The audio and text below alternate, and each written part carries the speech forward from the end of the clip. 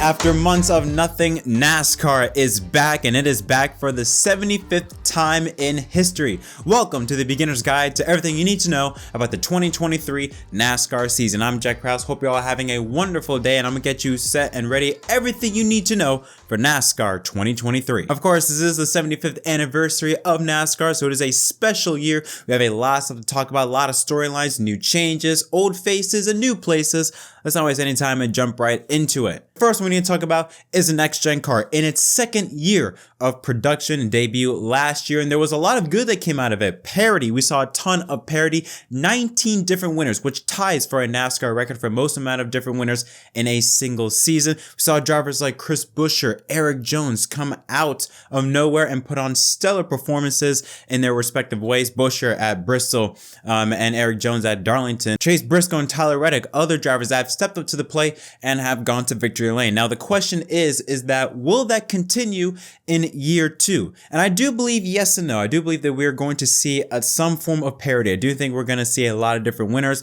I don't think you're going to see it to the extent of last year. We had 19 different winners last year. I don't see that being anywhere near this year. I think we may have 13, 14 different race winners this year. Obviously, when it's a brand new car, especially the next gen car, completely brand new, everyone starts out in a clean slate. But now you're starting to see the big names starting to run their way up towards the front.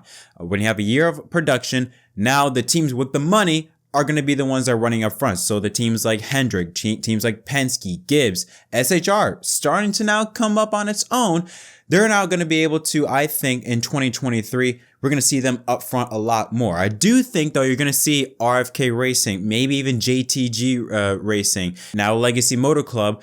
I do think they're going to show some type of speed, but I don't think it's going to be to the level that we saw last year. But I could be wrong, because it was a lot of fun seeing the different type of parity that we saw this year. Because, I mean, think about it. We ended the year with Martin Truex Jr. and Ryan Blaney not winning a race, and one of them didn't even make the playoffs. Another positive was the racing itself. The intermediate tracks excelled under the next gen car, but the tracks that didn't, in fact, I think have suffered with the next gen car, has been short tracks and road courses. Now, NASCAR have made some adjustments to that package, to the short track package at least.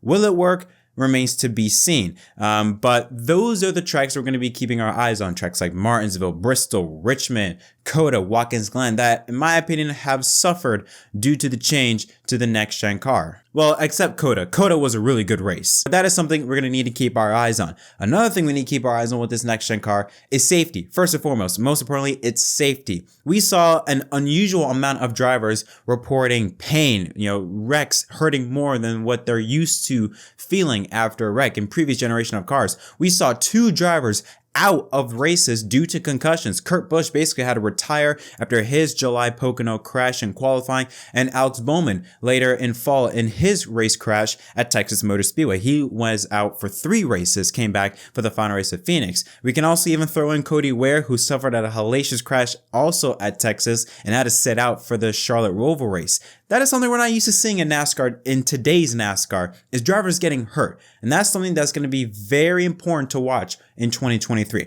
Now, NASCAR, they have made some adjustments to make the impact a lot softer. Will it work? Again, remains to be seen.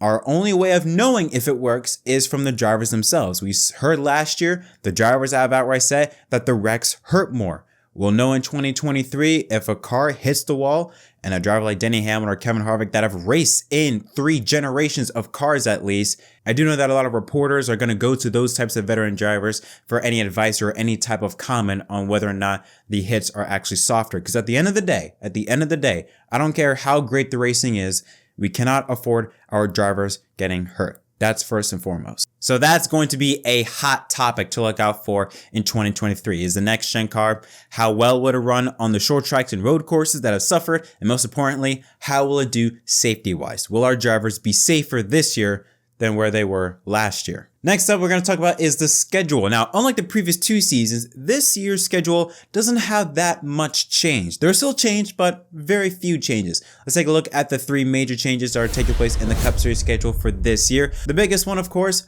we have a new inaugural race on the schedule for the first time in Cup Series history. They will be going on a street race in downtown Chicago that will replace Road America on 4th of July weekend. Another big change, NASCAR for the first time since 1996, 25 years. NASCAR will return to North Wilkesboro to replace Texas Motor Speedway to host the annual NASCAR All-Star Race. And another small change involving Texas is that the 500-mile race will be reduced to 400 miles in the fall. So that's overall great. We have to suffer less of Texas. But anyways, let's take a look at the schedule in full. Of course, we start out this weekend at the Busch Light Clash at the LA Coliseum. That will take place February 5th at 8 p.m. under the lights on Fox. And then of course we start our season, our points season, with the Daytona 500 February 19th at 2:30 p.m. Eastern time on Fox. And you see no real change from here on out. Fontana, Vegas, Phoenix, Atlanta, Circuit of the Americas follow suit. Richmond, the first race on FS1 on April 2nd. Then we go back for Easter Sunday, April 9th, the Bristol race on dirt. Back to the short tracks of Martinsville Speedway, which will be a day race. The past couple seasons it has taken place under the lights. This time it will take place during the day, following it up with Talladega on April 23rd. Let's skip over some lines to North Wilkesboro. That would take place on Sunday, May 21st at 8 p.m. Eastern time on FS1. And Sonoma Raceway goes back to network television. Since the 2015 to 2024 TV deal, it has always been on cable, but for 2023 it will return to network television as Fox will end their season on June 11th at Sonoma. And then the first and only off weekend of the season, NASCAR moves from Fox to NBC June 25th at Nashville Super Speedway. And then of course, one of the biggest races that people are anticipating, whether you like it or not, is the Chicago Street Race on July 4th weekend, July 2nd at 5:30 p.m. Eastern time, sunset on NBC. And then Atlanta, New Hampshire, Pocono, Richmond, Michigan, the Indianapolis Road Course returns once again on the schedule, and we end off the regular season with Watkins Glen and Daytona as the season finale. The 10-race NASCAR playoffs remains the same. Darlington, Kansas, and Bristol, the round of 16.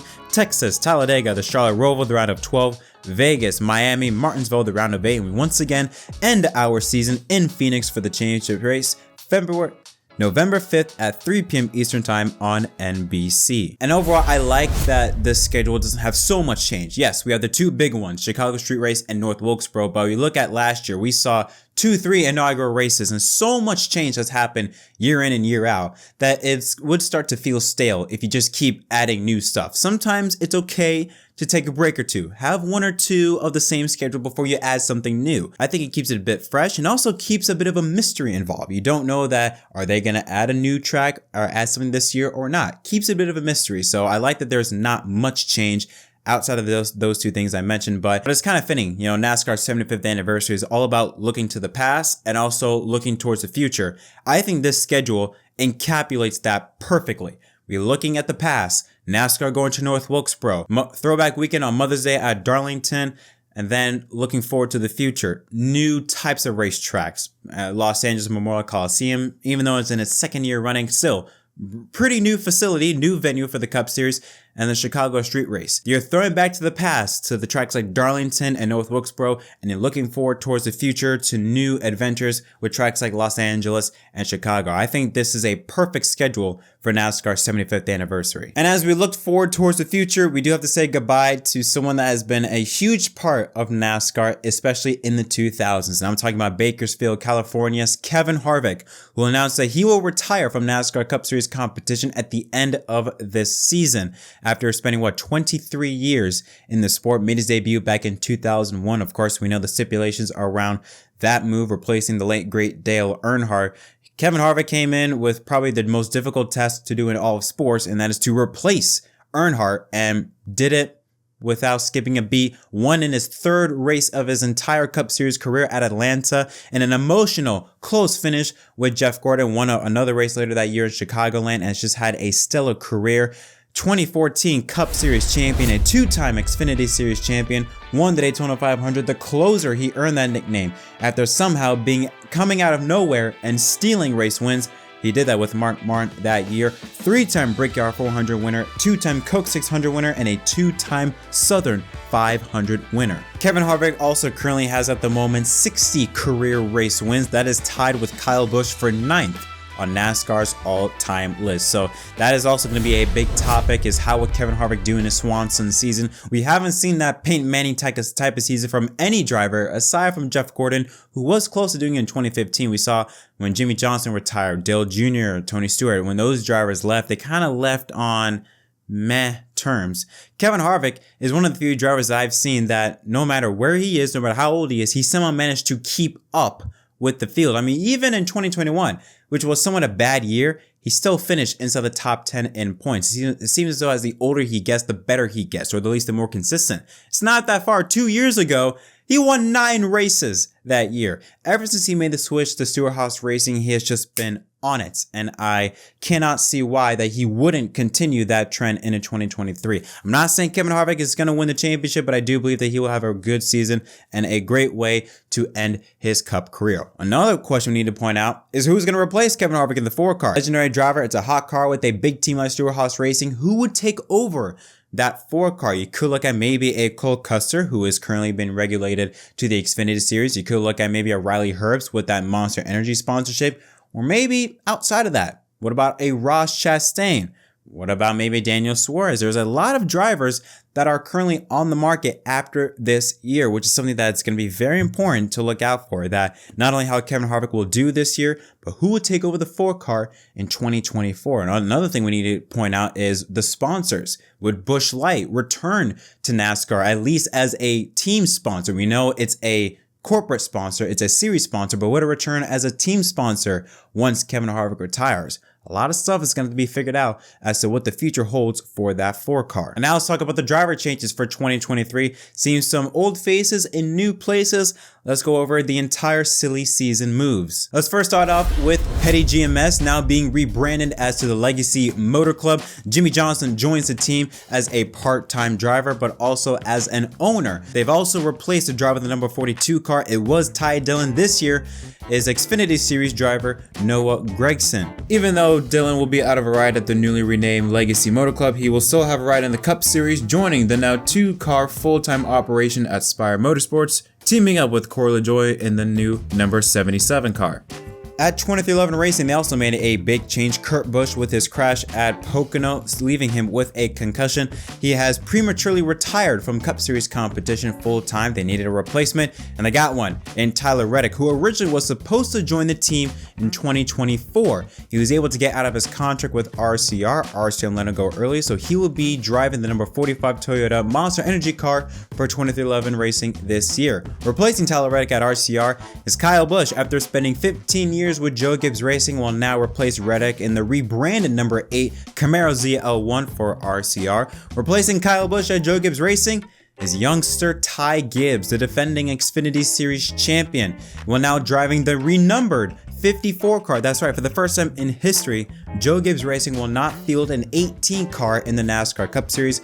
Like I said, it will be rebranded to the number 54 Toyota for Ty Gibbs. At Colleague Racing, they will expand to 2 full-time cars, and being Justin Haley's teammate in 2023 will be AJ Allmendinger, who has put on quite the show the past couple seasons in the NASCAR Xfinity Series, will rejoin the Cup Series once again for the first time since 2017, driving the number 16 car. At Stewart-Haas Racing, Ryan Preece will take over Cole Custer in the 41 car. Custer will be relegated back to the 00 car in the NASCAR Xfinity Series. And by the way, I just want to preface out that this involves drivers that are full-time in competition. Obviously, we know Travis Pastrana driving the 67 Toyota for 2311 Racing. But of course, as we stated on this show, one of the biggest drivers to watch out for 2023 is Kyle Busch. Again, he has the potential to have a second career, kind of like what Tom Brady did when he was doing so well with the Patriots, went over to the Bucks and won a Super Bowl. Kyle Busch is in a similar opportunity. He is still have another 5-6 years left in his career. He's not even 40 yet, so he still has a lot of time in the sport left. But as we mentioned, the last 3 years have not been Kyle Busch-like. Ever since he won the championship in 2019, it's been going downhill since then. 2020, 1 win. That was late in the season. Race 34 at Texas, 14 top 5s, 20 top 10s. Average finish of 13.8, 8th place in the points. 2021, 2 wins, 14 top 5s, 22 top 10s. Slightly better average finish, but finished 9th in the points. 2022, in my opinion, was Kyle Busch's worst season to date. Only 1 win, and that was a lucky win at the Bristol Dirt after Briscoe and Reddick wrecked themselves 8 top 5s. That is the lowest in his entire Cup Series career. 17 top 10s, a 16.7 average finish, and a 13th place points finish. That's his worst since 2012. This is a very interesting point in Kyle Busch's career because he's got a lot of stuff on his plate. Also, you have to consider with Kyle Busch Motorsports, they have to get adjusted to making that huge transition from being under the Toyota banner to now a Chevrolet banner. RCR, again, like I've said, has not been the same since Dale Earnhardt last won a championship in 1994, and ever since Dale Earnhardt has been gone, RCR has not been the same. Reddick was able to snatch up 3 wins for that 8 car last year, but will Kyle Busch be able to continue that route or that growth of the A team? Randall Burnett is remaining as the crew chief. Basically, everything is mainly unchanged with that 8 car except the driver. And you're statistically getting a better driver. You're getting an upgrade from Reddick to Kyle Busch. Everything else is basically the same. So does that mean that the progress is going to continue for that A team? Or will there be a rough patch at the beginning of the season with Kyle Busch and his new crew chief? This is what, his 3rd crew chief in 2 or 3 years? He has had a lot of adjusting to do with new people around him. Now he's got a whole new team he has to adjust to. So it's going to be very interesting to see who is going to basically get the better end of the deal. Would it be Tyler Reddick at 2311 Racing or Kyle Busch at RCR? Now I say that even though 2311 is a different team, I still kind of count it as a 5th Gibbs team. But the driver that Kyle Busch will be replaced by is again 20-year-old Ty Gibbs, the Xfinity Series champion from last year. Now he is in a ferocious Rookie of the Year battle with Noah Gragson. Now those two have public beef. Gragson has outright stated he doesn't like Ty Gibbs. Ty Gibbs hasn't publicly stated that he doesn't like Gragson, but it's safe to assume that maybe the same feelings are shown back from Gibbs to Gragson. But like I said, they're in a ferocious Rookie of the Year battle. They're the only 2 full-time rookies in the Cup Series this year, and this is probably the most intense rookie class that we have seen in a very long time. This is how they stacked up last year in the Xfinity Series. Now, statistically, Gragson had the upper hand in every single category, had more wins, more top 5s, more top 10s, better average finish, but in the end, it was Ty Gibbs that edged out Noah Gragson for the win at Phoenix to take home the title. But they're basically level, but they're statistically level in terms of how well they performed last year. Gibbs got the upper hand, but still, with how they raced last year, they're about even. Now, even in the Cup Series, they're about even. They almost performed the same. They almost drove in the same amount of races last year, both kind of filling in for drivers. We know Noah Gragson was filling in for Alex Bowman and also competed for Colleague Racing in the 16 car. That was a part-time car last year. And of course, Ty Gibbs replacing the injured Kurt Busch. Now, each of them has had 1 top 10. Only Gragson finished in the top 5 one time during his run in the Cup Series last year. So coming with about the same amount of experience also in the Cup level. So this is going to be a very, very interesting Rookie of the Year battle, since those two are basically going to be our new superstars. Whether you like it or not, Ty Gibbs and Noah Gragson are going to be the next new superstars of NASCAR. So how they perform in this year, this new year, even though the equipment is going to be a lot different. Legacy Motor Club equipment compared to Joe Gibbs Racing equipment is completely different. And with Ty Gibbs, he's in familiar territory. You know, he knows the people that work at JGR. He knows, you know, a lot of the team that works on the car. So he's familiar, even though it's in a new car, new team, new series, he's familiar with the people. But Noah Gragson, on the other hand, is entering new territory. He's never driven for Legacy Motor Club, and it's also under new management with Jimmy Johnson now as a part, or I should say as a owner now, a 3rd owner on the team. There's a lot of things that are changing going on with Legacy Motor Club. And again, we talk about equipment. They're not the same as Joe Gibbs Racing, so we have to take that into consideration. But regardless, I think those two drivers are going to put on one hell of a show, considering that they have very public beef with each other. It's going to be very fun to watch in 2023. Now for some teams and drivers to watch out for. And now we're going to start off with Trackhouse, entering the 3rd year of Cup Series racing. And man, are they entering 2023 on a high note. The worldwide clip of Ross Chastain's Hail Melon will now go down as the greatest, in my opinion, the greatest pass in NASCAR history that will never be duplicated ever again, considering that move has now been banned. But still, when you consider how well they drove this season, you cannot argue that 2023 Trackhouse is going to be a factor. Let's take a look at the stats. Now, Chastain beats Daniel Suarez in every category, has more wins, more top 5s, top 10s, better average finish, and a better points finish.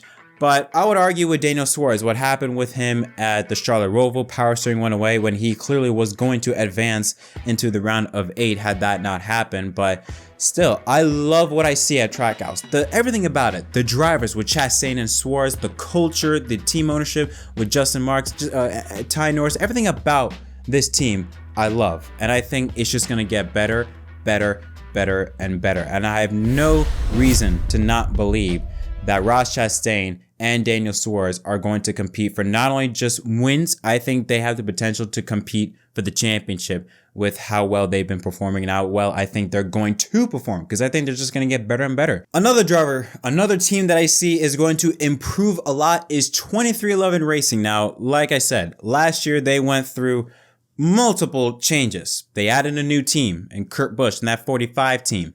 Then they lost Kurt Busch. Then they had Ty Gibbs, and it was just a wacky season. They then had Bubba drive the 45 car or 45 owner car.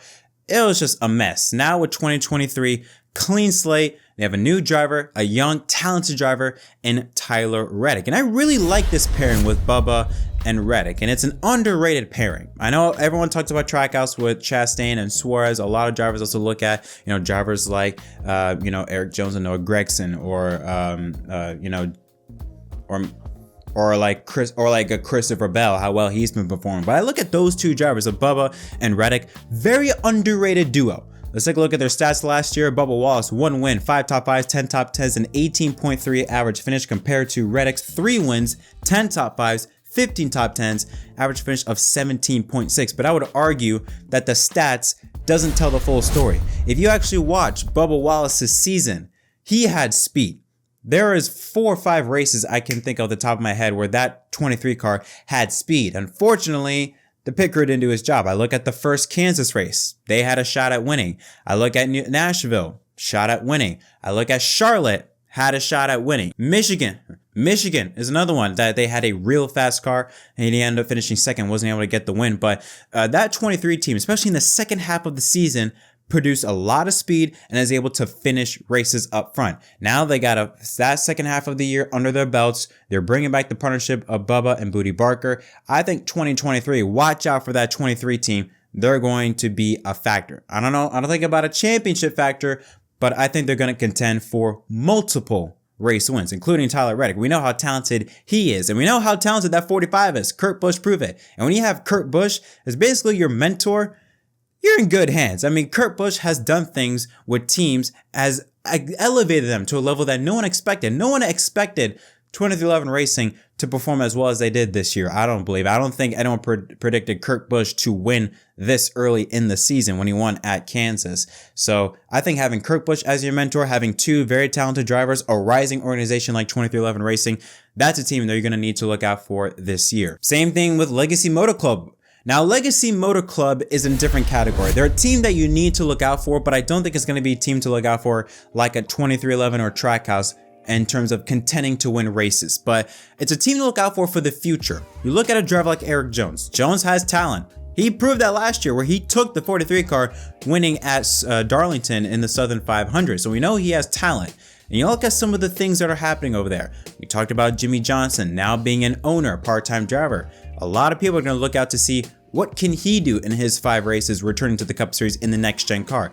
And Noah Gragson coming to the Cup Series full-time with Legacy Motor Club. How will he do?